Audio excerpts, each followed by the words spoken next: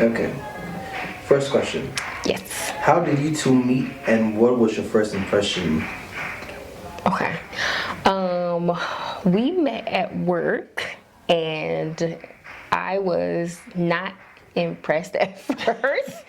Garth was listening. It was like we used to work. What time did we go to work? Like 4 o'clock in the morning. Mm-hmm. It was maybe 4 or 5 o'clock in the morning. He was listening to trap music. So I was like, why is he listening to trap music this early?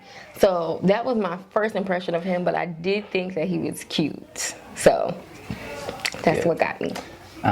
So we met at work, as she said. When I was at work, I was always seeing her, and we, would have our morning meetings, and I would just come and stand next to her, and then just kind of bump her a little bit. The truth. And then just The truth. let her know, like I'm here, and I'm just standing next to her all the time. So, What was your first impression? and my first impression was, Tell the truth too. so she was a nurse. I mean, she's still a nurse, but it's the type of scrub that she was in. So that was my back in my day. So, What'd you say about my attitude? And her attitude seems like she was kind of stuck up a little bit. So. Second question.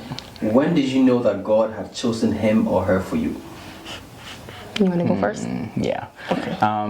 So it was when, so I didn't know at first. It was after I met her and started talking to her, hanging out with, like, not really hanging out with her, but just like at work. And she was telling me about God, that, she go to church and everything. And I was out in the world doing worldly things. So I knew at that point when God was like, you have to grow up to have like a better life instead of doing the worldly things. So that's when I knew, like, I'm going to marry her one day. And I did. So I knew when I asked the Lord what was Garth's purpose in my life. Before, I haven't married before, and I've never asked the Lord like what the person's purpose that I was dating in my life. And the Lord told me that it was love. And I was already not serious, but I was already clear about what I was doing when I was dating. So he knew that we weren't going to do anything that we should not, and he stayed. So the Lord told me through me asking, and he let me know that Garth's purpose in my life was love. Number 3. What were some of the key moments in your relationship that helped strengthen your bond? So, for me, that one of the things that strengthened our bond was when our second son was born. He had eczema at the time, and he wouldn't sleep during the night or sleep during the day because he was always like scratching, and he was scratched to the point where his skin will be breaking. And that point, it was like that night nights we'll just stay up and we'll just pray together. We'll just pray over him. We'll lay hands on him. We'll stand literally at his door and then just read the word of God over him and pray for him. And that kind of get us stronger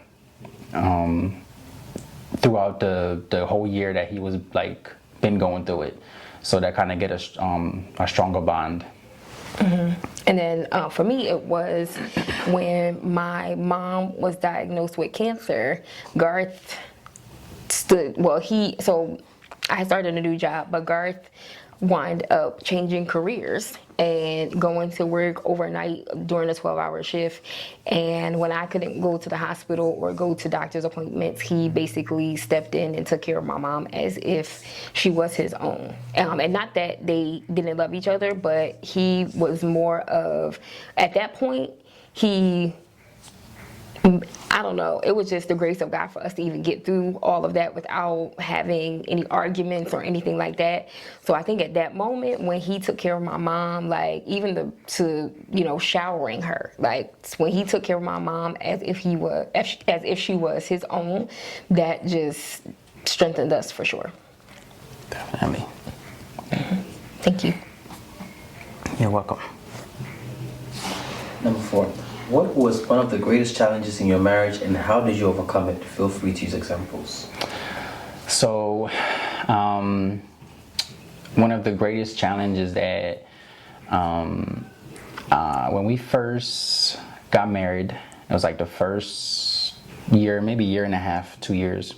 We was going on the second year, actually, and I ended up losing my job. And she stood behind me, she stood with me, she prayed with me, and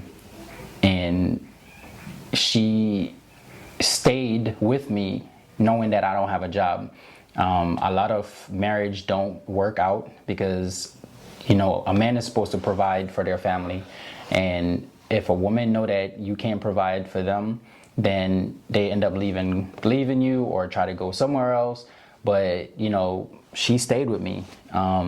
She stayed with me. She continued to love me the same. She never looked at me any different. She never said, well, you don't have a job, you don't have no say.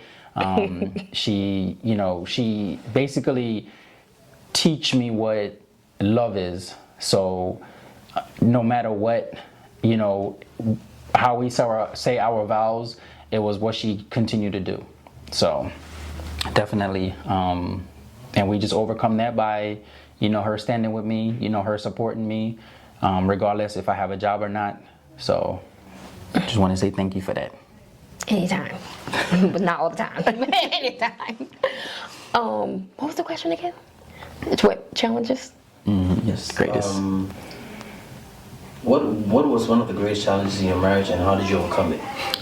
Greatest challenges. I think the challenge for me was going from a single mother to married and not being in control.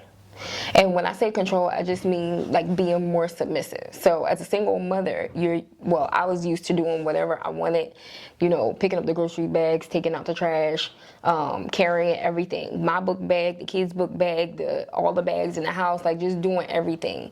So I think it was a challenge for me because it's more, you have to trust the person that you're with that they're going to pick up the slack. So because I always had to pick up the slack, I didn't know how to let go and just breathe.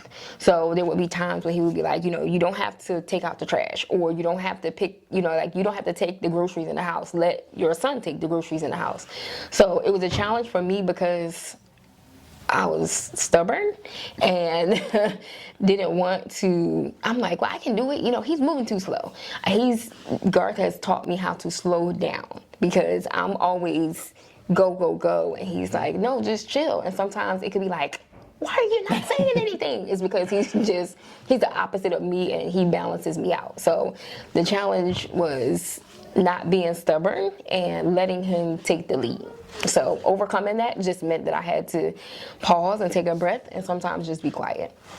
Yep. Just be quiet.